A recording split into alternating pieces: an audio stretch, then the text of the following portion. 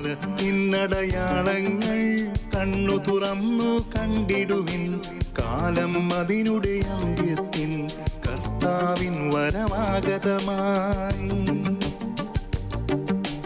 മാതാവിൻ സന്ദേശങ്ങൾ മാനവരോടായി കേഴുന്നു. പാപവഴികൾ ഉപേക്ഷിപ്പിൻ, പാപിക്കായി പ്രാർത്ഥിപ്പിൻ. പിതാവും പുത്രനും പരിശുദ്ധാത്മാവുമായ ത്രിത്വൈക ദൈവത്തിൻ്റെ അത്യുന്നത നാമത്തിന് എന്നും ആരാധനയും സ്തുതിയും പുകഴ്ചയും ഉണ്ടായിരിക്കട്ടെ. ഷെക്കീന ടി വിയിലെ എൻ്റെ ഏറ്റവും സ്നേഹം നിറഞ്ഞ പ്രേക്ഷകരെ, മറിയം കാലത്തിൻ്റെ അടയാളം എന്ന ഈ പ്രോഗ്രാമിലേക്ക് നിങ്ങളെ ഓരോരുത്തരെയും ഏറ്റവും സ്നേഹത്തോടെ സ്വാഗതം ചെയ്യുന്നു. ലോകത്തെ മുഴുവനും സ്വാധീനിച്ച വളരെ പ്രസിദ്ധമായ ഒരു വിപ്ലവമാണ് ഫ്രഞ്ച് വിപ്ലവം. 1789 മുതൽ 1799 വരെ നീണ്ടുനിന്ന്, ഏതാണ്ട് 10 വർഷത്തോളം നീണ്ടുനിന്ന് ലോകത്തെ മുഴുവനും വളരെ കാര്യമായി സ്വാധീനിച്ച ഈ വിപ്ലവത്തിലേക്ക് വഴിതെളിച്ച സാമൂഹിക അന്തരീക്ഷങ്ങളും ഫ്രഞ്ച് വിപ്ലവത്തിന് ശേഷമുണ്ടായ പ്രത്യാഘാതങ്ങളുമൊക്കെ ഫ്രാൻസിലെ ക്രൈസ്തവ സഭയെ സാരമായി ബാധിക്കുകയുണ്ടായി. ഫ്രഞ്ച് വിപ്ലവ സമയത്ത് ഏതാണ്ട് 1,20,000-ഓളം വൈദികരും സന്യസ്തരും കന്യാസ്ത്രീകളുമൊക്കെ സഭയിൽ ഉണ്ടായിരുന്നു.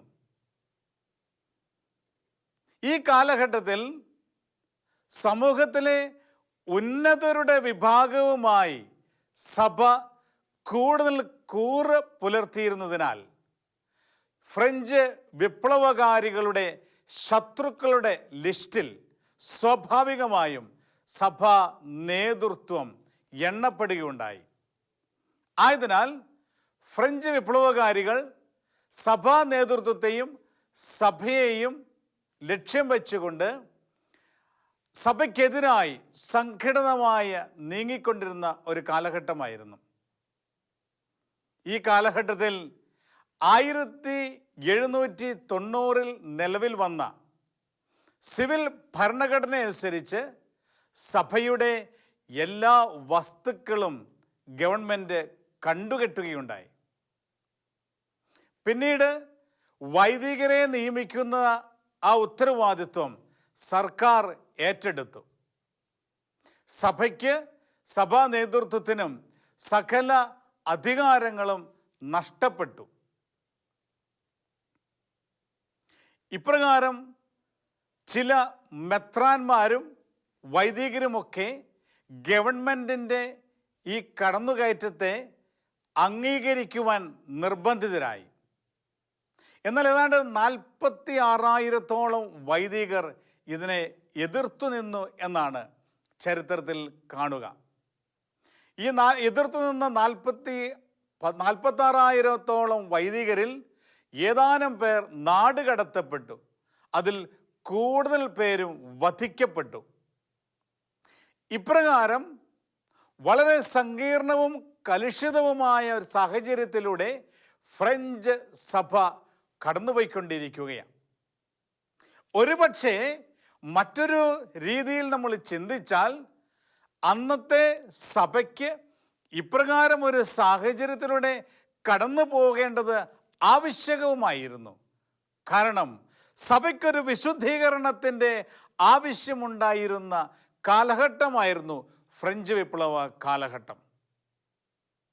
പ്രിയമുള്ള സഹോദരങ്ങളെ, ഇപ്രകാരം വിപ്ലവത്തിൻ്റെയും വെല്ലുവിളികളുടെയും യുദ്ധങ്ങളുടെയും ഒക്കെ കലുഷിതമായ കാലഘട്ടത്തിലൂടെ കടന്നുപോയിക്കൊണ്ടിരിക്കുന്ന ആ സമയത്ത് സഭ തകർന്നു പോകുമെന്ന ഒരു സാഹചര്യം എത്തിയപ്പോൾ പരിശുദ്ധ കന്യകാമറിയം ഫ്രാൻസിലെ ജനങ്ങൾക്ക് ആശ്വാസവും പ്രതീക്ഷയും പകർന്നുകൊണ്ട് 1830 പ്രത്യക്ഷപ്പെടുകയാണ്. അന്ന് ഒരു കൊച്ചു സന്യാസിനിയായിരുന്ന ക്യാതറിൻ ലബോറ എന്ന് പറയുന്ന കൊച്ചു സന്യാസിനിക്കാണ് പരിശുദ്ധ കന്യകാമറിയം പ്രത്യക്ഷപ്പെടുക. 1806 ജനിച്ച ക്യാതറിൻ ലബോറയ്ക്ക് ചെറുപ്പത്തിൽ തന്നെ ഒരു കന്യാസ്ത്രീയായി മാറണം എന്ന് ഒരാഗ്രഹമുണ്ടായിരുന്നു. ഒരു ദിവസം ഈ സഹോദരി രാത്രിയിൽ ഉറങ്ങിക്കൊണ്ടിരുന്ന സമയത്ത് പ്രായം ചെന്ന ഒരു വൈദികൻ ബലിയർപ്പിച്ചുകൊണ്ടിരുന്ന ആ ബലിയിൽ താനും പങ്കുചേർന്ന് ദൈവത്തെ ആരാധിക്കുന്ന ഈ സ്വപ്നം ക്യാതറിനിൽ വലിയ മാറ്റങ്ങൾ ഉളവാക്കി. സ്വപ്നത്തിൽ ക്യാതറിൻ കാണുന്നത് ഇപ്രകാരമാണ്: ബലിയർപ്പണത്തിന് ശേഷം ഈ വൈദികൻ തന്നെ അനുഗമിക്കുവാൻ ക്യാതറിനെ ആംഗ്യം കാണിച്ചു. ക്യാതറിൻ അദ്ദേഹത്തെ അനുഗമിച്ചു. അടുത്തതായി അവർ കാണുക, ക്യാതറിൻ ഈ വന്യ വൈദികനോട് കൂടെ ഒരു രോഗിയുടെ അടുത്ത് നിൽക്കുന്നതായിട്ടാണ്. രോഗികളെ സന്ദർശിക്കുന്ന ഒരു സാഹചര്യം സൃഷ്ടിക്കപ്പെട്ടത് അവൾ തിരിച്ചറിഞ്ഞു. ഇപ്രകാരം രോഗികളെ സന്ദർശിച്ചു കൊണ്ടിരുന്ന അവസരത്തിൽ ഈ വൈദികൻ ക്യാതറിനോട് ഇപ്രകാരം പറഞ്ഞു: നിനക്ക് രോഗികളെ സന്ദർശിച്ച് ശുശ്രൂഷിക്കുക എന്നുള്ളത് ഒത്തിരി സന്തോഷമുള്ള കാര്യമാണെന്ന് എനിക്കറിയാം. എന്നാൽ ഇപ്പോൾ നീ എന്നിൽ നിന്ന് ഓടി അകലുന്നു. എന്നാൽ ഏതാനും വർഷങ്ങൾക്കുള്ളിൽ നീ എൻ്റെ അടുത്ത് വരുന്നതിൽ അതിയായി സന്തോഷിക്കും. ദൈവത്തിന് നിന്നെക്കുറിച്ച് വലിയ പദ്ധതികളുണ്ട് എന്ന് ഈ വൈദികൻ പങ്കുവയ്ക്കുകയുണ്ടായി. അതിനുശേഷം വൈദികൻ അപ്രത്യക്ഷമാവുകയും സ്വപ്നത്തിൽ നിന്ന് ക്യാതറിൻ ഉണരുകയും ചെയ്തു. അങ്ങനെ ഈ സ്വപ്നം എപ്പോഴും ഈ കൊച്ചു ക്യാതറിൻ്റെ മനസ്സിൽ ഉണ്ടായിരുന്നു.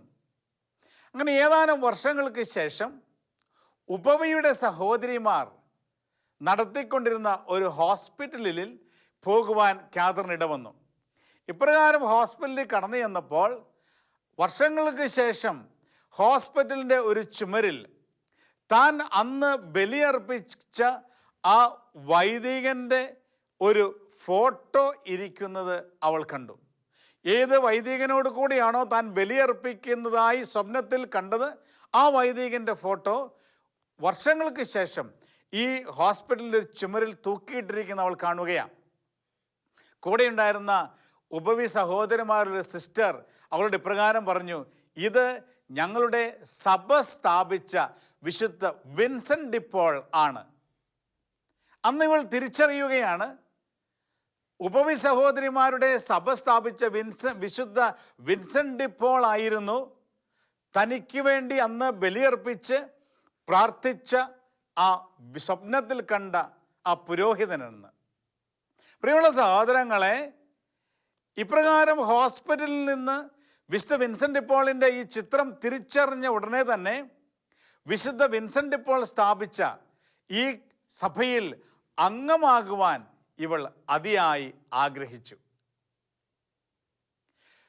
ക്യാതറിൻ്റെ മൂത്ത സഹോദരി ഉപവിയുടെ സഹോദരിമാർ എന്ന് പറയുന്ന ഈ സന്യാസ സമൂഹത്തിൽ ഇതിനകം ചേരുകയും ചെയ്തിരുന്നു.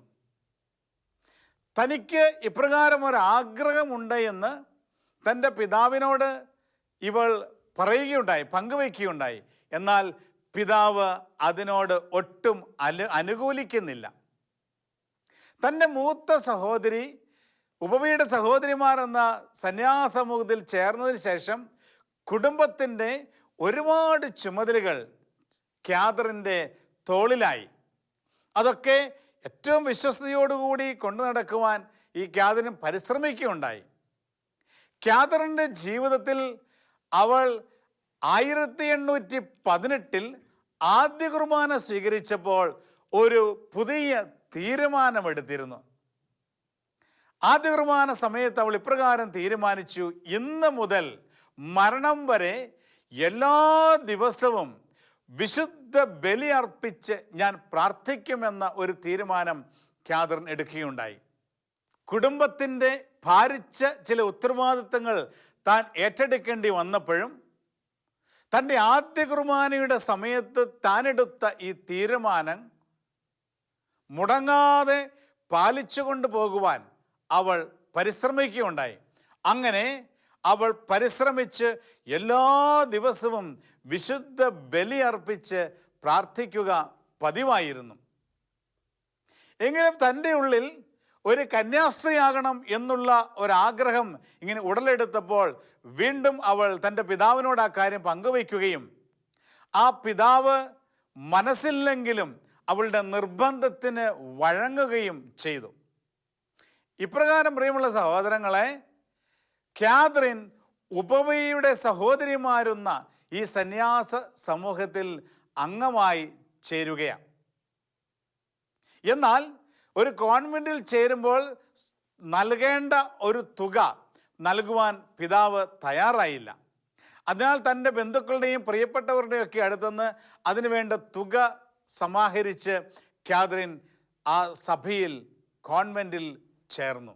1806 ജനിച്ച കാതറിൻ ലബോറയുടെ ചെറുപ്പത്തിൽ തന്നെ അവളുടെ അമ്മ മരിച്ചുപോയി. അമ്മയുടെ മരണശേഷം കാതറിൻ പരിശുദ്ധ കന്യകാമറിയത്തെ രൂപത്തിൻ്റെ അടുത്ത് വന്നു നിന്ന് അമ്മയോട് ഇപ്രകാരം ആവശ്യപ്പെട്ടു, എൻ്റെ അമ്മ മരിച്ചുപോയി, ഇന്നു മുതൽ പരിശുദ്ധ അമ്മയായിരിക്കണം എൻ്റെ അമ്മയെന്ന് പറഞ്ഞ് പരിശുദ്ധ കന്യകാമറിയത്തെ സ്വന്തം മാതാവായി അവൾ സ്വീകരിച്ചു.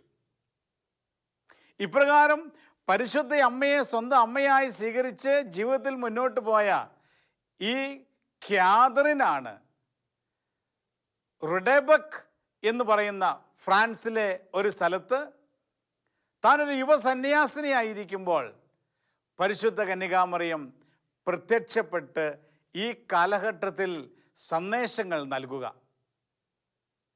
തൻ്റെ ചെറുപ്പത്തിൽ തന്നെ ഒരു കന്യാസ്ത്രീയായി തീരണം എന്ന ഒരാഗ്രഹം കാതറിനുണ്ടായിരുന്നു. തൻ്റെ 18-ാമത്തെ വയസ്സിൽ അതിനാസ്പദമായ ഒരു സംഭവവും ഉണ്ടാവുകയുണ്ടായി. അത് ഇപ്രകാരമാണ്. 1830 ജനുവരി മാസത്തിലാണ് കാതറിൻ ഉപവയുടെ സഹോദരിമാർ എന്ന ഈ സന്യാസ സമൂഹത്തിൽ ചേരുക. ആ കാലഘട്ടത്തിൽ ശിഥിലമായിക്കൊണ്ടിരിക്കുന്ന വിശ്വാസത്തെ സഭാമക്കളിൽ ആളി കത്തിക്കുന്നതിന് വേണ്ടി പാരീസിൻ്റെ മെത്രാപ്പോലിത്ത ഇപ്രകാരം ഒരു തീരുമാനമെടുത്തു. അന്നുവരെ പാരീസിലെ നോട്രഡാം കത്തീഡ്രലിൽ സൂക്ഷിച്ചിരുന്ന വിശുദ്ധ വിൻസെൻ്റ് ഡി പോളിൻ്റെ ഭൗതിക അവശിഷ്ടങ്ങൾ കോൺഗ്രിഗേഷൻ ഓഫ് ദ മിഷൻസ് എന്ന് വിൻസെൻ്റ് ഡി പോൾ സ്ഥാപിച്ച ഈ സന്യാസ സഭയുടെ മദർ ഹൗസിലേക്ക് മാറ്റുവാൻ തീരുമാനിച്ചു. ഇപ്രകാരം ജനങ്ങൾ ഒന്നു ചേർന്ന് വലിയ ഭക്തിയാദരവോടുകൂടി വിശുദ്ധ വിൻസെൻ്റ് ഡി പോളിൻ്റെ ഈ ഭൗതിക അവശിഷ്ടം കോൺഗ്രിഗേഷൻ ഓഫ് ദി മിഷൻസിൻ്റെ മദർ ഹൗസിലേക്ക് മെത്രാപ്പോലിത്ത മാറ്റുകയുണ്ടായി. ഈ ഒരു ചടങ്ങിൽ സംബന്ധിക്കുവാൻ കാതറിനും സാധിച്ചു. അതിനുശേഷം കാതറിൻ പങ്കുവച്ചത് ഇപ്രകാരമാണ്: 3 പ്രാവശ്യം വിശുദ്ധ വിൻസെൻ്റ് ഡി പോൾ കാതറിന് പ്രത്യക്ഷപ്പെടുകയുണ്ടായി എന്ന്. വിശുദ്ധ വിൻസെൻ്റ് ഡി പോളിൻ്റെ പ്രത്യക്ഷപ്പെടലുകൾക്ക് ശേഷം ദിവ്യകാരുണ്യത്തിൽ ഈശോയെ ദർശിക്കുവാനും കാതറിന് സാധിക്കുകയുണ്ടായി. 1830 ഏപ്രിൽ മാസത്തിൽ കാതറിൻ തൻ്റെ നോവിഷ്യേറ്റ് ആരംഭിക്കുകയാണ്. അങ്ങനെ നോവിസായി മുന്നോട്ട് പോയിക്കൊണ്ടിരുന്ന സമയത്ത് 1830 ജൂലൈ മാസം 18-ാം തീയതി തൻ്റെ നോവിസ് മിസ്ട്രസ് കൂടെയുണ്ടായിരുന്ന മറ്റെല്ലാ നോവിസസിനോടുമൊപ്പം വിശുദ്ധ വിൻസെൻ്റ് ഡി പോളിന് പരിശുദ്ധ കന്യകാമറിയത്തോടുള്ള സ്നേഹത്തെക്കുറിച്ച് ഒരു കോൺഫറൻസ് കൊടുക്കുകയുണ്ടായി. വിശുദ്ധ വിൻസെൻ്റ് ഡി പോൾ എപ്രകാരമാണ് പരിശുദ്ധ അമ്മയെ സ്നേഹിച്ചതെന്നും അമ്മയിലൂടെ വിശുദ്ധ വിൻസെൻ്റ് ഡി പോൾ ചെയ്ത വലിയ കാര്യങ്ങളൊക്കെ ഈ നോവിസ് മിസ്ട്രസ് സിസ്റ്റർ മാർത്ത നോവിസസിന് വിവരിച്ചു കൊടുത്തത് ഒത്തിരി ശ്രദ്ധയോടും ആകാംക്ഷയോടും കൂടെ കാതറിൻ ശ്രവിക്കുകയുണ്ടായി. അതവൾ ഏറ്റെടുക്കുകയാണ്. പരിശുദ്ധ അമ്മയോടുള്ള വലിയ സ്നേഹത്താൽ ഇവൾ നിറയപ്പെട്ടു. അങ്ങനെ അന്ന് ജൂലൈ മാസം 18-ാം തീയതി രാത്രി കാതറിൻ മറ്റ് നോവിസസിൻ്റെ കൂടെ അവർ ഉറങ്ങുവാൻ പോയി.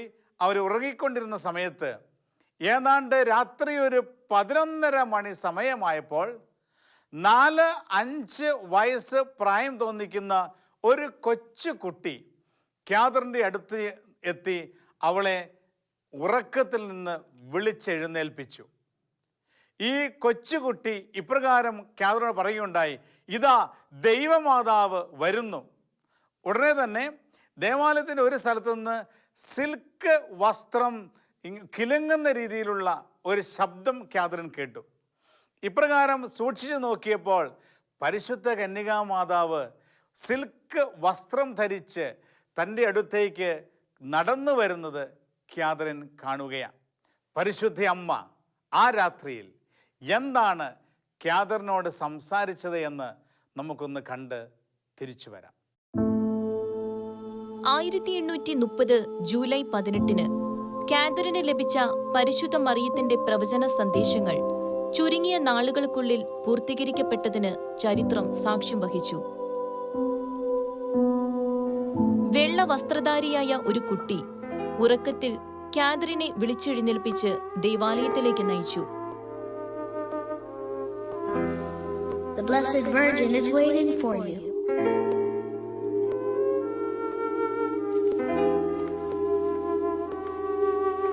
ചാപ്പലിലേക്ക് കുട്ടിയോടൊപ്പം യാത്ര തിരിച്ച കാതറിൻ ദീപാലങ്കൃതമായിരുന്ന ദേവാലയ ദൃശ്യത്തിൽ അതിശയിച്ചു.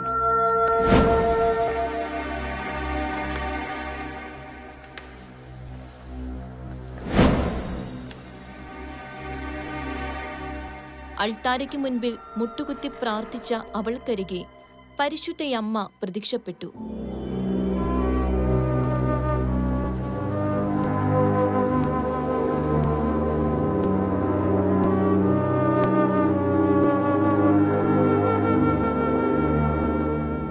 അമ്മയുടെ മുൻപിൽ മുട്ടുകുത്തി അമ്മയുടെ മടിയിൽ കരങ്ങൾ ഉറപ്പിച്ച അവൾക്ക് തുടർന്നുണ്ടായത് അവാച്യമായ ആത്മീയ നിർവൃതിയുടെ അനുഭവമായിരുന്നു. അൾത്താര ചൂണ്ടിക്കാണിച്ച് അമ്മ പറഞ്ഞു, അതാ അവിടെയാണ് നീ നിന്റെ ഹൃദയം തുറക്കേണ്ടത്. നിന്നെ ഒരു പ്രേഷിത ജോലി ഭരമേൽപ്പിക്കാൻ ഞാൻ ആഗ്രഹിക്കുന്നു. അമ്മ തുടർന്നു, ഇത് ഫ്രാൻസിന് നല്ല സമയമല്ല. കുരിശ് അപമാനിക്കപ്പെടും, തെരുവുകളിൽ രക്തമൊഴുകും, സിംഹാസനങ്ങൾ ഇളക്കപ്പെടും. എന്റെ അൾത്താരയ്ക്കു ചാരി വരിക, അവിടെ നിന്ന് പ്രസാദവരത്തിന്റെ നീർച്ചാലുകൾ ഒഴുകും. കാതറിന്റെ കുമ്പസാരക്കാരനും പരിശുദ്ധയമ്മയ്ക്ക് ഒരു സന്ദേശം നൽകുവാനുണ്ടായിരുന്നു. അമ്മ പറഞ്ഞു, നിന്നിൽ നിന്ന് ഒരു സംഘടന തുടങ്ങാൻ ഞാൻ ആഗ്രഹിക്കുന്നു. ഞാൻ നിന്നെ അനുഗ്രഹിക്കും. തുടർന്ന് അമ്മയും മകളും എന്ന പോലെ കാതറിൻ പരിശുദ്ധ മറിയത്തോട് സംസാരിച്ചു. അതിനുശേഷം ഒരു നിഴൽ മായുന്നതുപോലെ പരിശുദ്ധ കന്യക അവളുടെ കണ്ണുകളിൽ നിന്നും മാഞ്ഞു. 1830 ജൂലൈ 27-ാം തീയതി മുതൽ പരിശുദ്ധ മറിയം പ്രവചിച്ച പ്രകാരം ഫ്രാൻസ് രക്തച്ചൊരിച്ചിലിന്റെയും വിപ്ലവത്തിന്റെയും ഭയാനക വേദിയായി മാറി. ചാൾസ് 10-ാമൻ തന്റെ സിംഹാസനത്തിൽ നിന്നും നീക്കം ചെയ്യപ്പെട്ടു. പരിശുദ്ധ കന്യകാമാതാവ് തൻ്റെ ഇടതുകരം അൾത്താരയ്ക്ക് നേരെ ചൂണ്ടിയിട്ട് ഇപ്രകാരം കാതറിനോട് പറഞ്ഞു, ഇവിടെയാണ് നിന്റെ ഹൃദയങ്ങൾ തുറക്കേണ്ടത്. ഇവിടെ നിന്നും നിനക്കാവശ്യമായ എല്ലാ കൃപാവരങ്ങളും ആശ്വാസവും ലഭിക്കുമെന്ന്.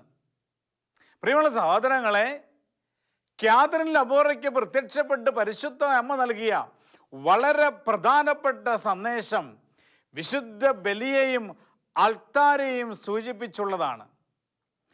അൾത്താരയിൽ നിന്റെ ഹൃദയങ്ങൾ തുറക്കുക. നീ ആയിരിക്കുന്ന കാലഘട്ടം വലിയ വെല്ലുവിളിയുടെയും അരാജകത്വത്തിൻ്റെയും രക്തച്ചൊരിച്ചിലിൻ്റെയും വിപ്ലവത്തിൻ്റെയും കാലഘട്ടമാണ്. ആയതിനാൽ നിന്റെ ഈ രാജ്യത്ത് ലോകത്ത് എവിടെയും നിനക്ക് ആശ്വാസം ലഭിക്കില്ല. എന്നാൽ തെരുവുകളിൽ രക്തം ഒഴുകിക്കൊണ്ടിരിക്കുന്ന ഈ സമയത്തും എൻ്റെ പുത്രൻ്റെ ബലിയർപ്പിക്കപ്പെടുന്ന അൾത്താരയോട് ചേർന്ന് നിന്ന് നിന്റെ ഹൃദയങ്ങൾ അൾത്താരയിൽ പങ്കുവയ്ക്കുക. നിനക്കാവശ്യമായ ആശ്വാസം അൾത്താരിൽ നിന്ന് ലഭിക്കുമെന്ന സന്ദേശമാണ് പരിശുദ്ധ അമ്മ കാതറിൻ ലബോറയ്ക്ക് നൽകുക. പ്രിയമുള്ള സഹോദരങ്ങളെ, നമ്മളായിരിക്കുന്ന ഈ കാലഘട്ടത്തിലും ഈ ലോകം മുഴുവനും വ്യത്യസ്തമായ വലിയ പ്രതികൂല സാഹചര്യങ്ങളിലൂടെ കടന്നു പോവുകയാണ്. ഇവിടെ രക്തം ചൊരിച്ചിലില്ലെങ്കിലും അനേകർ മരിച്ചു വീണുകൊണ്ടിരിക്കുകയാണ്. കൊറോണ വൈറസിനെ ഭയന്ന് അനേകർ ദേവാലയത്തിൽ നിന്നുമൊക്കെ അകറ്റപ്പെട്ടിരിക്കുന്ന ഈ കാലഘട്ടത്തിലും പരിശുദ്ധ അമ്മയുടെ സന്ദേശം വളരെ പ്രസക്തമാണ്. അൾത്താരയിലേക്ക് കടന്നു വന്ന് നിന്റെ ഹൃദയങ്ങൾ തുറക്കുക. അവിടെ നിനക്ക് ഈ കാലഘട്ടത്തെ അതിജീവിക്കുവാനുള്ള ആശ്വാസവും സഹായവും ലഭിക്കും എന്ന് പരിശുദ്ധ അമ്മയുടെ സന്ദേശം നമുക്കും സ്വീകരിക്കാം. പ്രിയമുള്ള സഹോദരങ്ങളെ, ഈ കാലഘട്ടത്തിൽ ഇന്ന് അൾത്താര അനേകം മക്കളിൽ നിന്നും മറയ്ക്കപ്പെട്ടിരിക്കുകയാണ്. അനേകർ ദാഹത്തോടു കൂടി ഒരു വിശുദ്ധ ബലി അർപ്പിക്കുവാൻ ആഗ്രഹിച്ചിട്ട് അൾത്താരിൽ കടന്നു വന്ന് അല്പസമയം അൾത്താരയ്ക്ക് മുൻപിലിരുന്ന് ആശ്വാസം തേടുവാൻ അതിയായി ദാഹിച്ചിട്ടും അൾത്താരകൾ ദൈവമക്കളുടെ അടുത്തു നിന്നും മറയ്ക്കപ്പെട്ടിരിക്കുന്ന സാഹചര്യത്തിലൂടെ നമ്മൾ കടന്നു പോവുകയാണ്. ദേവാലയങ്ങൾ അടയ്ക്കപ്പെട്ടിരിക്കുന്നു. പ്രിയമുള്ള സഹോദരങ്ങളെ, ഗവൺമെൻറ്റിൻ്റെ നിർദ്ദേശപ്രകാരം കോവിഡ്-19 എല്ലാ മാനദണ്ഡങ്ങളും പാലിച്ചുകൊണ്ട് അൾത്താരകൾ തുറക്കപ്പെടേണ്ട സമയമായി എന്ന് നാം മനസ്സിലാക്കുകയാണ്. ഇന്ന് ചില സ്ഥലങ്ങളിലൊക്കെ അൾത്താരകൾ അടയ്ക്കപ്പെട്ടിരിക്കുന്ന വേദനാജനകമായ അവസ്ഥയിലൂടെ നാം കടന്നു പോകുന്നുണ്ടെങ്കിലും ഇന്ന് അനേകം രൂപതകളിൽ ഇടവകളിൽ അൾത്താരകൾ തുറക്കപ്പെട്ടിരിക്കുന്ന ആശ്വാസകരമായ അനുഭവത്തിലൂടെയും നമ്മൾ കടന്നു പോകുന്നുണ്ട്. പ്രിയമുള്ള സഹോദരങ്ങളെ, ഈ അടുത്ത കാലത്ത് ഒരു യുവാവ് വിളിച്ച് പങ്കുവെച്ച് ഓർക്കുകയാണ്. അദ്ദേഹം പറഞ്ഞു, അച്ഛാ, എൻ്റെ ഇടവകയിൽ അനേകം നാളുകളായി വിശുദ്ധ കുർബാന അർപ്പിക്കപ്പെടുന്നില്ല. അനേകം മാസങ്ങളായി ഒന്ന് വിശുദ്ധ കുമ്പസാരം എന്ന കൂദാശ സ്വീകരിക്കുവാനായി ആഗ്രഹിക്കുന്നു, ദാഹിക്കുന്നു, പക്ഷെ അതൊരു അവസരം ലഭിക്കുന്നില്ല. അതുകൊണ്ട് ഈ യുവാവ് അന്വേഷിക്കുകയാണ്, തുറക്കപ്പെട്ട അൾത്താരകൾ എവിടെയാണ് അവിടെ നിന്ന് കടന്നു ചെല്ലുവാൻ, ഒരു തുറക്കപ്പെട്ടിരിക്കുന്ന കുമ്പസാരക്കൂടെ എവിടെയാണ് അവിടെ നിന്ന് കടന്നു ചെല്ലുവാൻ. അദ്ദേഹം എൻ്റെ അടുത്തെവിടെയും ഇപ്രകാരം ഒരു സാഹചര്യമില്ല എന്ന് വേദനിച്ചുകൊണ്ട് പങ്കുവെച്ച് ഓർക്കുകയാണ്. പ്രിയമുള്ള സഹോദരങ്ങളെ, നമ്മൾ കടന്നു പോകുന്ന ഈ സാഹചര്യത്തിലും അൾത്താരകൾ തുറക്കപ്പെട്ടെങ്കിൽ മാത്രമേ ഈ പ്രതികൂല സാഹചര്യങ്ങളെയും മഹാമാരിയെയും ഒക്കെ അതിജീവിക്കുവാനുള്ള ശക്തി ഒഴുകുകയുള്ളൂ എന്ന് നമ്മൾ തിരിച്ചറിയുകയാണ്. കാരണം ഇതൊരു ആത്മീയ യുദ്ധമാണെന്നും ഈ ലോകത്തിൻ്റെതായ ഒരു ശക്തിക്കും ഈ മഹാവിപത്തിൽ നിന്നൊക്കെ ലോകത്തെ രക്ഷിക്കുവാൻ സാധിക്കുകയില്ല എന്നും, എന്നാൽ യേശുക്രിസ്തു കാൽവരിയിൽ അർപ്പിച്ച ബലിയുടെ അനന്തമായ യോഗ്യതയിൽ ജനം അൾത്താരയ്ക്ക് മുമ്പിൽ ഒന്നിച്ചുകൂടി ദൈവത്തെ ആരാധിച്ച് ദൈവത്തെ മഹത്വപ്പെടുത്തുമ്പോൾ ഈ മഹാമാരി അതിജീവിക്കുവാനുള്ള ശക്തി സ്രോതസ് ഈ ലോകം മുഴുവനും അൾത്താരിൽ നിന്ന് ഒഴുകപ്പെടുമെന്നും ഈ കാലഘട്ടത്തിൽ നാം തിരിച്ചറിയുമ്പോൾ ഇന്ന് ഒരുപാട് ദേവാലയങ്ങൾ, അടയ്ക്കപ്പെട്ട ദേവാലയങ്ങൾ ഈ കാലഘട്ടത്തിൽ തുറന്നിരിക്കുന്നതും ജനങ്ങൾ അൾത്താറിലേക്ക് കടന്നു വന്ന് ശക്തി സ്വീകരിക്കുന്നതും വലിയ ആശ്വാസപ്രദമാണ്. പ്രിയമുള്ള സഹോദരങ്ങളെ, ഈ കാലഘട്ടത്തിൽ നമ്മൾ തിരിച്ചറിയുന്ന ഒരു സത്യം ഇപ്രകാരമാണ്. ഈ ലോകത്തിൻ്റെ അവസാനം വരെ മനുഷ്യന് വേണ്ട എല്ലാ കൃപാവരങ്ങളും ശക്തിയും നൽകിക്കൊണ്ട് മനുഷ്യനെ സംരക്ഷിക്കുവാൻ സാധിക്കുന്ന ഏകയിടം യേശുക്രിസ്തുവിൻ്റെ ബലിയർപ്പിക്കപ്പെടുന്ന അൾത്താരയും ഈ അൾത്താരയിൽ അർപ്പിക്കപ്പെടുന്ന യേശുക്രിസ്തുവിൻ്റെ ബലിയുമാണ് എന്ന് നമ്മൾ തിരിച്ചറിയുകയാണ്. പ്രിയമുള്ള സഹോദരങ്ങളെ, ഈ സന്ദേശമാണ് വളരെ പ്രധാനമായി കാതറിൻ ലബോറയ്ക്ക് വിപ്ലവകരമായ സാഹചര്യത്തിലൂടെ ഫ്രാൻസ് കടന്നുപോയപ്പോൾ പരിശുദ്ധയമ്മ നൽകുക, അതേറ്റെടുത്ത് കഴിഞ്ഞപ്പോഴാണ് അവിടെ സമാധാനം പുനഃസ്ഥാപിക്കപ്പെടുക. പരിശുദ്ധയമ്മ കാതറിനോട് പറഞ്ഞു, ഇനി ഫ്രാൻസിന് അത്ര നല്ല ദിവസങ്ങളല്ല മുൻപിലുള്ളത്. കുരിശ് ഫ്രാൻസിൽ അപമാനിക്കപ്പെടും, തെരുവീഥികളിൽ രക്തം ഒഴുകും, അനേകർ വിശ്വാസം ഉപേക്ഷിക്കും. ഇപ്രകാരം വലിയ പ്രതിസന്ധിയിലൂടെ കടന്നു പോകുമ്പോഴും നീ അൾത്താരയിലേക്ക് കടന്നു വരണം. അൾത്താരയ്ക്ക് ചാരയണിഞ്ഞ് അൾത്താരയോട് ചേർന്ന് നിൽക്കുമ്പോൾ അൾത്താരയിൽ നിന്ന് കൃപാവരത്തിൻ്റെ നീർച്ചാലുകൾ ഫ്രാൻസിലേക്ക് ഒഴുകും എന്നും പറഞ്ഞാണ് പരിശുദ്ധ അമ്മയുടെ ആ ദർശനം അവസാനിക്കുക. പ്രിയമുള്ള സഹോദരങ്ങളെ, അൾത്താരയുടെ ചാരയണിഞ്ഞ് അൾത്താരയോട് ചേർന്ന് ജനം പ്രാർത്ഥിക്കുമ്പോൾ കൃപാവരത്തിൻ്റെ നീർച്ചാലുകൾ ഫ്രാൻസിലേക്ക് ഒഴുകുമെന്ന് പരിശുദ്ധയമ്മ നൽകിയ സന്ദേശം ഈ കാലഘട്ടത്തിൽ നമുക്കും ഏറ്റെടുത്തുകൊണ്ട് അൾത്താരയോട് ചേർന്ന് നിന്നുകൊണ്ട് ദൈവത്തെ ആരാധിച്ച് നമ്മുടെ ഈ രാജ്യത്തിലേക്കും ലോകം മുഴുവനിലേക്കും കൃപാവരത്തിൻ്റെ നീർച്ചാലുകൾ ഒഴുകപ്പെടട്ടെ എന്ന് നമുക്കും പ്രാർത്ഥിക്കാം. പ്രിയമുള്ള സഹോദരങ്ങളെ, ഈ കാലഘട്ടത്തിൽ നമ്മൾ കണ്ട ഒരു വേദനാജനകമായ അനുഭവം ഇപ്രകാരമാണ്. ഒരു സ്ഥലത്ത് അനേകർ അൾത്താരയ്ക്ക് മുമ്പിൽ കടന്നു വന്ന് പ്രാർത്ഥിക്കുവാൻ ദാഹിക്കുമ്പോൾ അൾത്താരകൾ അടയ്ക്കപ്പെട്ടിരിക്കുന്നു.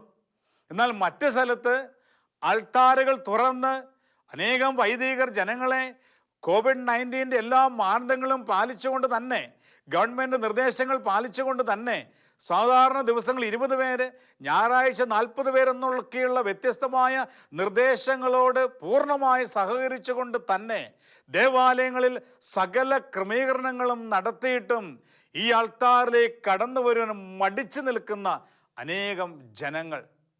പ്രിയമുള്ള സഹോദരങ്ങളെ, തിരിച്ചറിയുകയാ, ഈ കാലഘട്ടത്തിൽ നമ്മളെ രക്ഷിക്കുവാൻ ദൈവം ഒരുക്കിയിരിക്കുന്ന അഭയസങ്കേതമാണ് ഓരോ ദേവാലയത്തിലെയും അൾത്താരകളെന്ന സത്യം. ആയതിനാൽ വിശുദ്ധ കാതറിൻ ലബോറയോട് ചേർന്ന് നമുക്കും പ്രാർത്ഥിക്കാം. പരിശുദ്ധ കന്യകാമറിയത്തിൻ്റെ പ്രത്യേകമായൊരു ഇടപെടൽ ഈ കാലഘട്ടത്തിൽ നമ്മുടെ രാജ്യത്തും ലോകം മുഴുവനും ഉണ്ടാകുന്നതിന് വേണ്ടിയും, ഒപ്പം പരിശുദ്ധ അമ്മയുടെ പ്രത്യേകമായ മധ്യസ്ഥതയിൽ ഈ രാജ്യം മുഴുവനും ഈ ലോകം മുഴുവനും അൾത്താരയാകുന്ന അഭയസങ്കേതത്തിലേക്ക് കടന്നു വന്ന് രക്ഷ പ്രാപിക്കുവാനുള്ള ഒരു ശക്തി ലോകത്തിൻ്റെ മേൽ സ്വർഗത്തിൽ നിന്ന് അയക്കുന്നതിന് വേണ്ടി പരിശുദ്ധ അമ്മയുടെ പ്രത്യേകമായ പ്രാർത്ഥനയും നമുക്ക് യാചിക്കാം.